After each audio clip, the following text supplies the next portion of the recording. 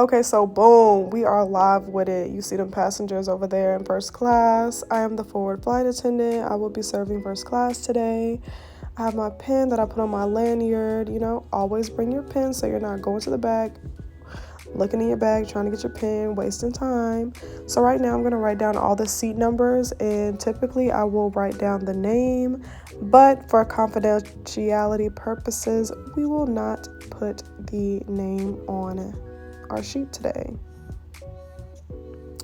So first drink I'm making for the first gentleman is going to be a double Woodford on the rocks. Woodford is the bourbon that we have. He wants 2 of those. Rocks is the ice, and he wanted that with a Dr. Pepper. Now normally I do put a stir stick in there, but we were out of stir sticks, y'all, so I don't know what he gonna stir that with, but he'll figure it out. Next, I had an order for black tea with milk, but of course we don't have milk, so they're gonna get this creamer, same difference, and a water.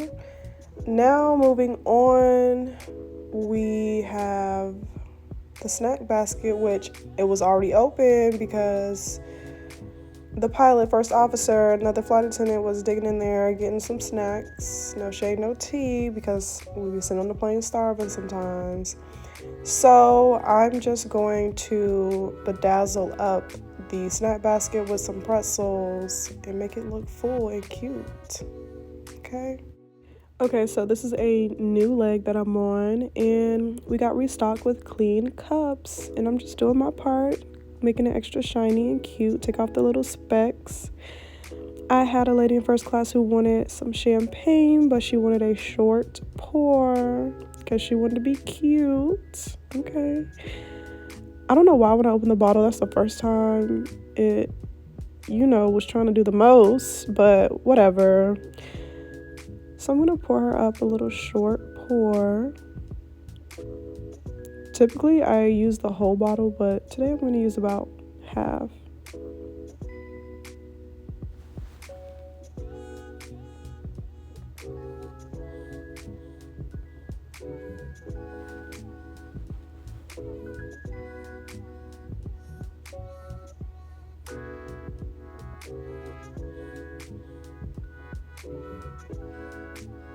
Put it on our tray and go deliver it to her nicely, okay?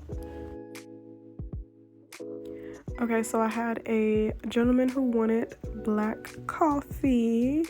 So I said, coming right up. Make sure when you're opening up the coffee bag, do not rip the actual coffee bag itself, that one that I'm holding, because then you have to open up another. And I have ripped the bag plenty of times, but you want to make sure you fit it in there nice and cute. Make sure the hot water button is green, and then you want to press the brew button, and the coffee is brewing. That's going to take about 5 minutes. I always let them know it's going to be 5 minutes, so don't just think I had coffee waiting, sir. Sometimes they get a little antsy, but for the most part, they're patient. Now I have another order. We're just going to make sure the cups are nice and clean because I don't want nobody saying, ma'am, this cup is dirty. Okay, not on my watch.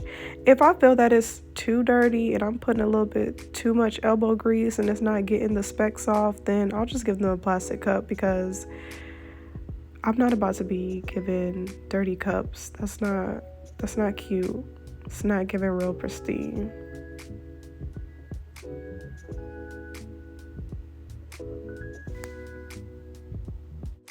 One thing about it, America loves Coke, okay? Coke is the first thing to go on the plane. The first thing to go. When I tell people we're out, they be so upset, y'all. And sometimes they be asking for a Diet Coke, Coke Zero, any soda. They will just not drink water. I'm like, sir, I have plenty of water. Would you like some water?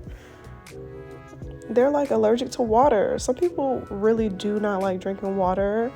We need to fix that. But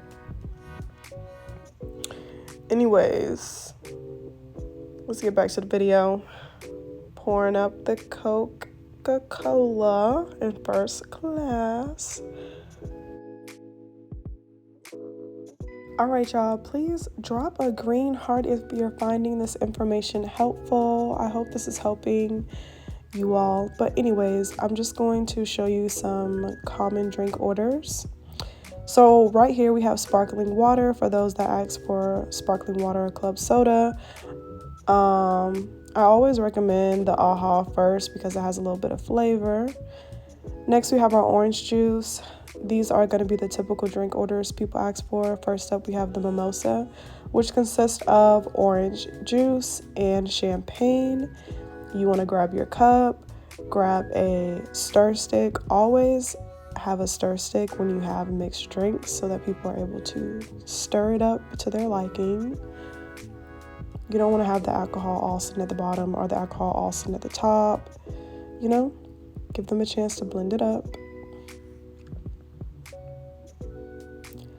Next drink, a screwdriver, which is going to be vodka, orange juice, ice. Make sure you put ice in the cup. The only time you don't put ice is when you have wine or champagne, or if they say they don't want any ice. Next drink, vodka tonic, and I think right here is when I put in some ice, so make sure you give your passenger some ice. And this is the vodka tonic.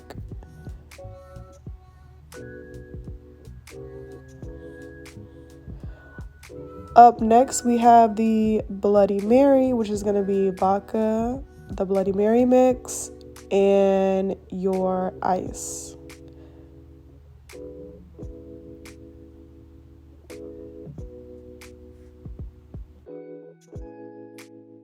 All right, so the last drink order I want to show you guys is a whiskey neat. Anytime you have someone order a drink and they say neat, that means no ice. So for example, today we have a whiskey neat. So whiskey of choice is going to be the Jack Daniels. We're just going to pour that into the cup, and there you have it. That's the whiskey neat. Hey guys, welcome back to my channel. I hope you guys enjoyed that little clip in the beginning, giving you a live footage of me at work doing my job, okay, serving these drinks, putting on for the people, and doing what I can to make sure they have a great flight. Just to recap on common drink orders. So again, if someone asks for an alcoholic beverage and they say neat, that means with no ice. On the rocks, with ice. Champagne is gonna have no ice always, okay? White wine will be chilled, but it is not served with ice at all. Red wine is going to be a room temperature, no ice, unless they ask, but I've never had anyone ask for ice with wine. And then if you ever get someone who asks for Baileys, typically they'll say Baileys on the rocks, so that's just with ice, or they will say Baileys with coffee. If someone asks for Baileys with coffee, you want to pour the Baileys first and then add the coffee. Because if you do it the other way around, sometimes it's like, did I pour enough coffee? Did I pour too much? Now you gotta pour another cup. And then you're just wasting time, you're making a mess, you're wasting coffee. So Baileys first, then add your coffee. Now that the mask mandate is lifted, we are offering glass silverware for first class. And it depends on if it's available, because sometimes we're out of cups, so I give them plastic cups if we're out, or the cups are just too dirty. So when you do have a tray of the glassware, the ones that are down are going to be the clean cups. If you see any cups that are up, any of the glasses that are up, that means that they're dirty. You want to always grab your cups, whether they're plastic, glass, you want to grab them from the bottom so that you're not touching the lid, because the lid is where everyone is drinking. So don't be nasty. Quick example, it's like, this is the cup. You want to grab it from the bottom, not grab it like this because then when they get sick, we know who to blame. So this is for the newbies or just anyone who wants to know. If this is, you know, your first day out of training, first day done with IOE, you want to write down all of the alcohol that you have on board. And then when it comes to the beer and the champagne, you want to write down how many you have so that you're aware of what is in stock. And when you go to your passengers and they ask, oh, what do you have? Then you can say, oh, we have this, that. Sometimes they'll say, what type of vodka do you have? And if you're new and you don't really know, it is best to have that sheet of paper handy to say, oh, we have Tito's, or oh, we have X, Y, and Z. We only have this bourbon of choice. We only have this whiskey of choice. So stay ready so you don't have to get ready, and write down everything that is in your drawer up front. And sometimes you may not be stocked with everything that you have. So you may not have champagne. You may be out of white wine. So always check. Don't assume that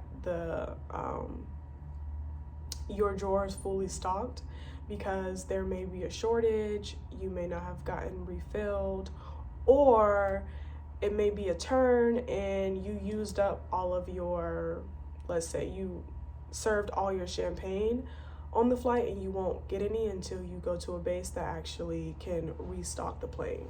So that's why you always want to write down everything that you have. Typically when I'm in first class, I will look to see if anyone is wearing a mask, because the mask mandate is lifted. But if I see someone wearing a mask, then I will, out of consideration, wear my mask, especially when I'm speaking with them, because I just feel like it would be rude to not, you know, reciprocate the same respectful energy. Like, let me put my mask on so we're both safe, because they may be immunocompromised. So, you know, just keep that in mind. Of course, do what you want, and it's not in the rule book, but that's just something that I like to do personally. Also, when you are addressing people in first class, typically I'll just, you know, go up to the first person in first class, address them by their last name. So in this instance, good morning, Mr. Obama. How are you doing today? He'll be like, oh, I'm great. And I'll be like, great. Would you care for anything to drink? And then boom, he says he'll have water, juice, soda, alcohol, whatever it is, and then, you know, write it down, move on to the next person, and then bring it out. If you're working in first class, you definitely want to say their last name and ask them how they're doing and ask them what they like to drink.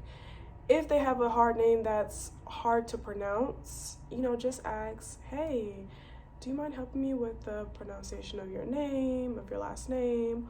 Or you could, you know, just be cool about it. Just be like, hey, say the first name. Like, say their name is like, I don't know, Bobby. Like, hi, Mr. Bobby. Could you help me out with your last name? I don't want to butcher it. You know, something like that, that can just break the ice on, okay, boom, and they'll tell you their last name. And then you can just keep it pushing. Like, it's really not that deep, okay? Another tip for first class is that you do want to check on first class at least every 5 to 10 minutes. Typically, I don't necessarily have needy first class passengers, not that I can recall out of working this long. But you can always tell who are the newbies who've never flown first class. Typically, the ones on board that are in first class that have never been in first class really show themselves, because they be like, what y'all got to drink? What type of alcohol? Is it free? Oh, it's free.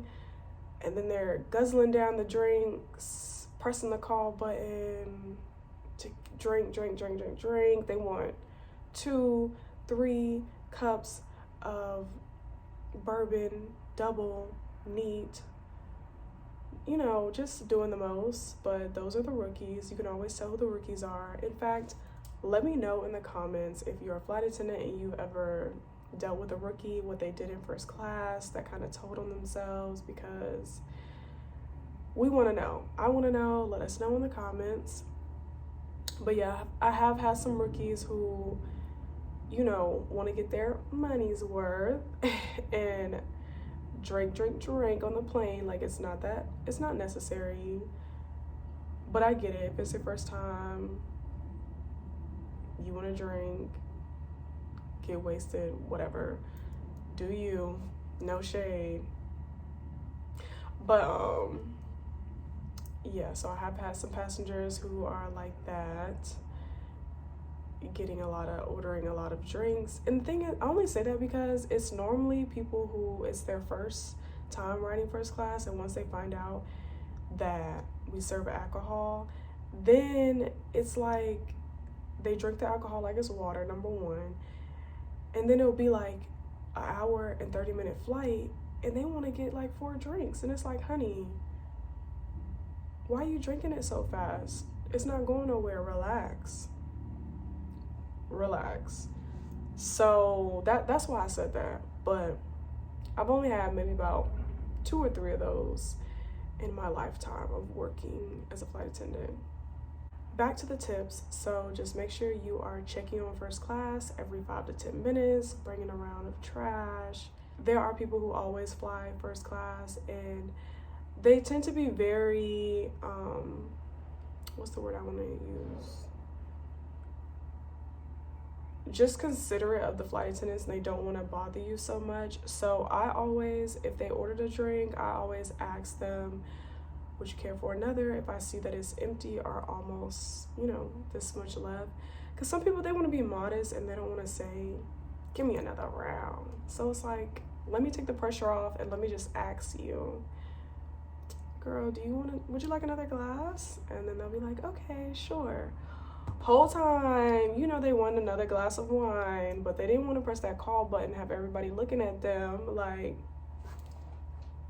you want another drink? Okay.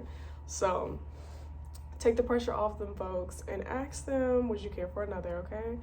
So those are all my first class tips that I got for you guys. I hope you all found that helpful. Let me know in the comments if you have any questions about serving first class. Of course, if you are a flight attendant currently, feel free to drop your tips and tricks and story times in the comments about working in first class. All right, y'all, now that we got the tips out the way, let me give y'all a quick story time and tell y'all where I'm at right now, okay? So let's backtrack.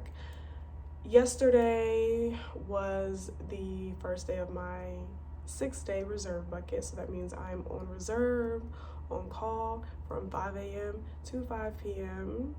I'm still on AM shift, and I've been on AM shift for 5 months straight, and let me tell you, I'm good. We going back to PM, okay? I'm retired AM shift. I'm tired of this early morning stuff. I have officially converted into a morning person. I can wake up naturally on my own by 6, so I am happy I have accomplished that. But no, we need to take it back to 9 to 9. So next month I will go back to 9 to 9. Anyways, so I have a 6-day bucket from Saturday to Thursday, and I thought I was gonna get a free day, but no.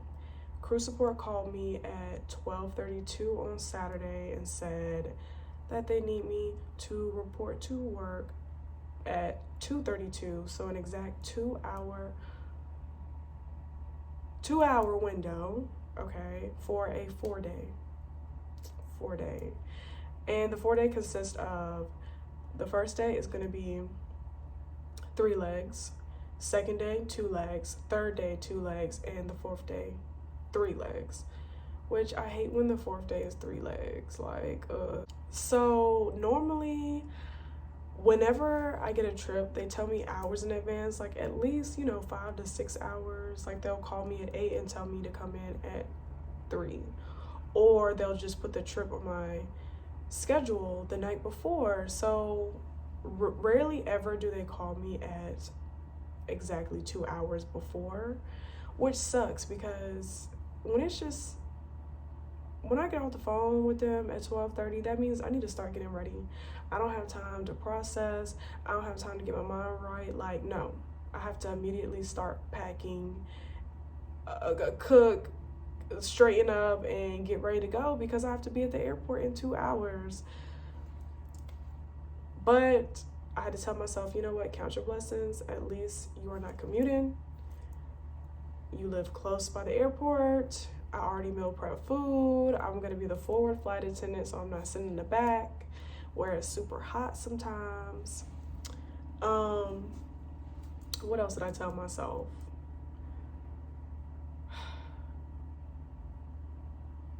I told myself you're getting paid. You're gonna be able to film content. You know, I just try to keep myself, you know, in a high vibe. Like, girl, don't start that pouting. You gotta go to work. Stop it. So I had to get ready. Came to work. Okay. I get to work and it's packed to the airport. And I mean packed. I forgot it was Saturday. I don't know why the whole day I thought it was Friday until I got to work. It was Saturday, packed. And I get to the gate agent. I got there 20 minutes before boarding. She's trying to hurry up and put me on the plane. And I was like, well, hold on. Who all on the plane? Okay, who all there? Who's all there? Because look, I do not like to be the first person on the plane because the plane is hot, okay? I need someone, first officer or the pilot, to turn the plane on and have that AC running because I'm not gonna sit on that plane by myself and my makeup running and my uniform sticking to my back. Like, no, we're not doing that. So she tells me, the gate agent tells me that I am the first person to arrive. And I was like, oh, well, no ma'am, I'm not getting on that plane. I'm gonna wait until the pilot or first officer comes so they can turn on the plane. So I wait. Fast forward, next thing you know, it's like 2 minutes to boarding and it's me, the flight attendant, and the first officer. The pilot has not shown up. So they were looking for the pilot, right? Keyword they, because I was like, if the pilot's not here, that means we don't have a full staff and we're already short on pilots, so obviously they couldn't find another pilot to replace him. All in all, my mind is telling me that if the pilot don't show up, that means that we can cancel the flight and I can go home. So I was just like, I wasn't looking for the pilot, because if we can go home, I'm trying to go home. So the rest of my crew members were looking for the pilot, calling crew support, trying to figure out what was going on. The first officer ended up reporting to us that the pilot was based out of Chicago and he had to take a flight to get to work here in Dallas, right? So the plane that he was taking ended up getting delayed, which is why we had to wait on him. So we had to wait an extra 2 hours for him to get to Dallas so we can take our 3 legs. So I was just like, bruh, are you serious? I wish there was some form of communication to like let us know up front so I could have stayed at home a little bit longer instead of sitting in the airport. But it is what it is. Long story short, he finally arrives. We leave around 5:30, so 5 hours later from the time that crew support called me. But you know what? It ended up being fine. Like, I thought that I was gonna be super over it, but I actually wasn't, because my crew ended up being real cool. And I was a forward flight attendant, so it's not like I was sitting in the back.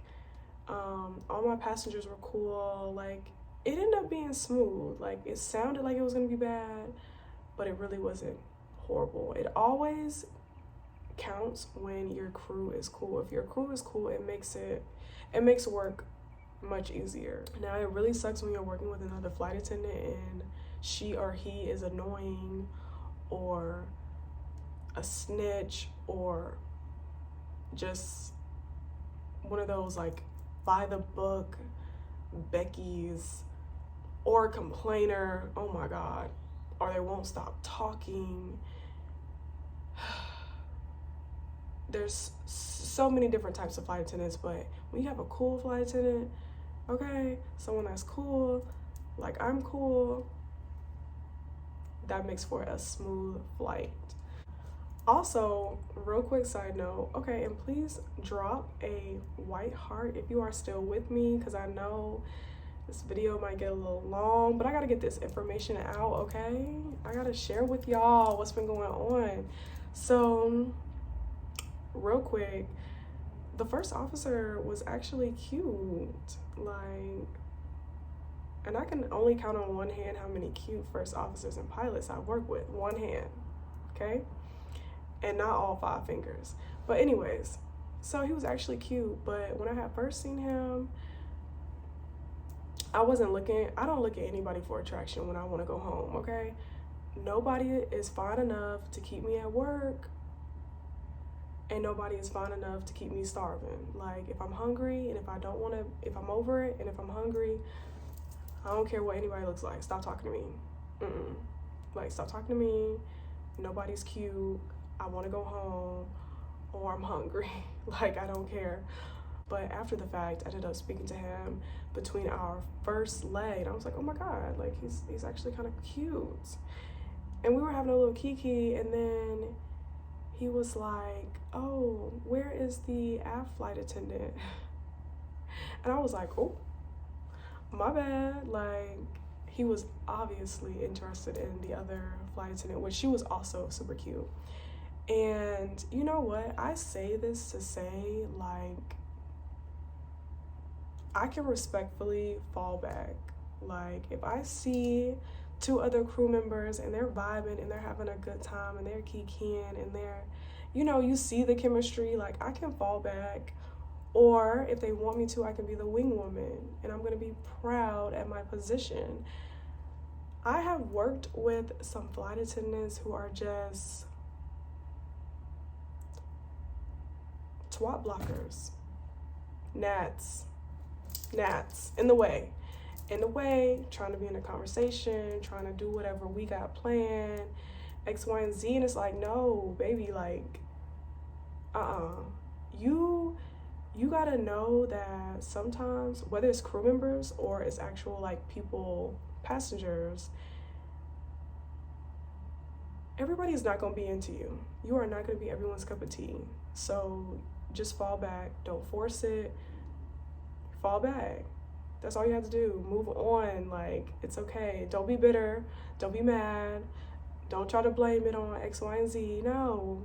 If they don't want you, that's fine. But so my crew members, they had a little banter going on. I was like, oh my God, cute. So that was, like, nice to see. We have, like, this is day 2, so we have 3 more days. I think that, you know, whatever, let me mind my business. Anyways, that was my little side piece to let y'all know. Don't be a twat blocker. Don't be a cock blocker. Okay? Work on your fallback game. You can't have them all. You can't win them all. So what's for you, we meant for you. And if it's not for you, then fall back. Okay?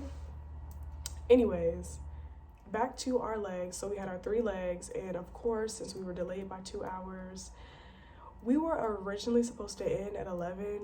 We didn't end until 12:30, midnight.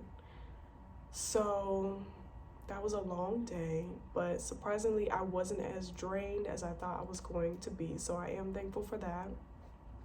Okay, so when I was deboarding the plane, there was a guy, and he was like, hey, I just wanted to know, is it safe here? And okay, so we're in Laredo, Texas. Listen, I don't know. Like, my location says Laredo, Texas, and the airport says Laredo, Texas, but then my phone says, welcome to Mexico. And it says, like, welcome to Mexico, like, select now for your internet, like, international plan. So I'm just like, okay, we must be close by the border. But regardless, I told him, because I'm at work. I was like, you know, I've never been here before. I'm not sure, but you be safe. However,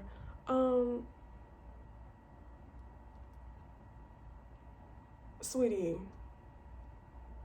if you have to ask me, is it safe? You know the answer. You know. Because nobody's going to Disney World saying, is it safe here? No.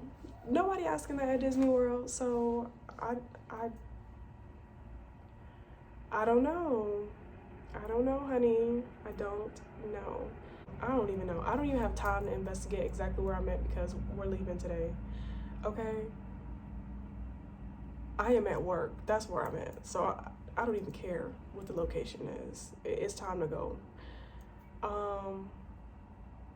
I actually need to get ready for work now. This is day 2 of my 4-day. I don't know if I said that, but I'm refreshing y'all memory. This is day 2. Feeling refreshed, feeling real good. I'm already ready.